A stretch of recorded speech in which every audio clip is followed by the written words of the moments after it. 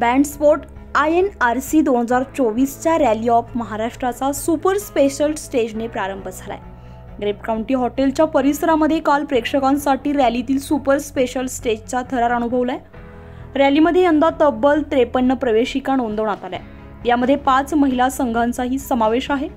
तब्बल 8 वर्षांनी नाशिकमध्ये ही रॅली होत असल्यामुळे सर्वांनाच उत्सुकता होती।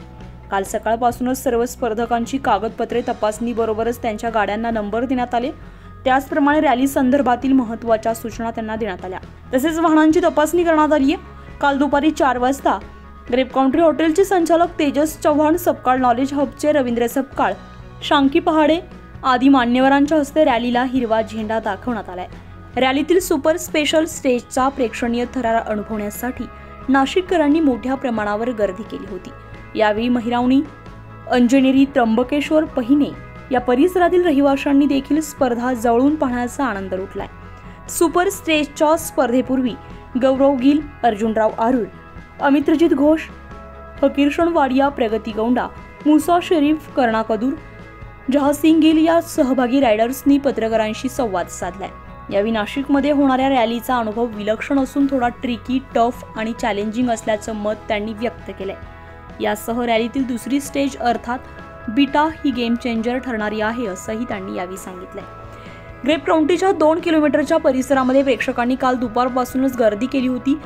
रॅलीसाठी लावण्यात आलेल्या बाजूला उभे राहून येणाऱ्या प्रत्येक कारची छायाचित्रे टिपण्यात चालकांना टाळ्या वाजवून प्रोत्साहन देण्यासाठी प्रेक्षकांचा दांडगा उत्साह दिसून आलाय। तसेच विशेषतः गौरव गिल, कर्णा कादूर, अर्जुनराव, अमरजित घोष यांच्याबरोबरच महिला गटातील चालक प्रगती गौंडा, हर्षिता गौंडा, पुणेकर निकिता टकले यांच्या कार आल्यानंतर प्रेक्षकांनी त्यांच्या नावाने हाक मारत तसेच V4 व्हिक्टरी करत त्यांना प्रोत्साहन दिले।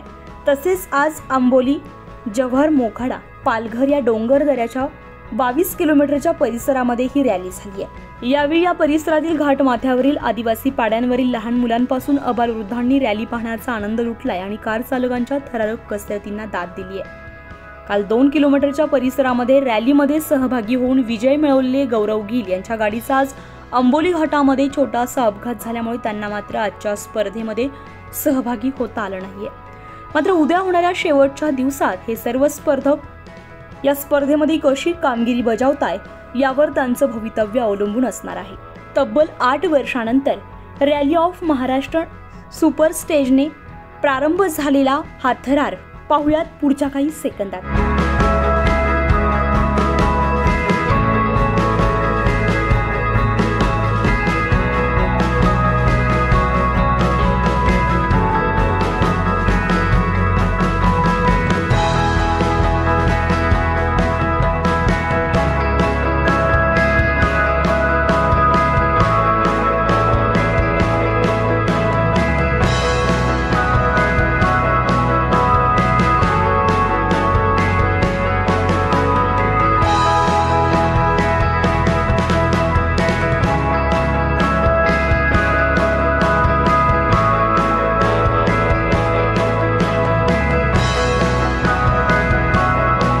उत्तर महाराष्ट्र लाईव्हसाठी अश्विनी पुरी, नाशिक।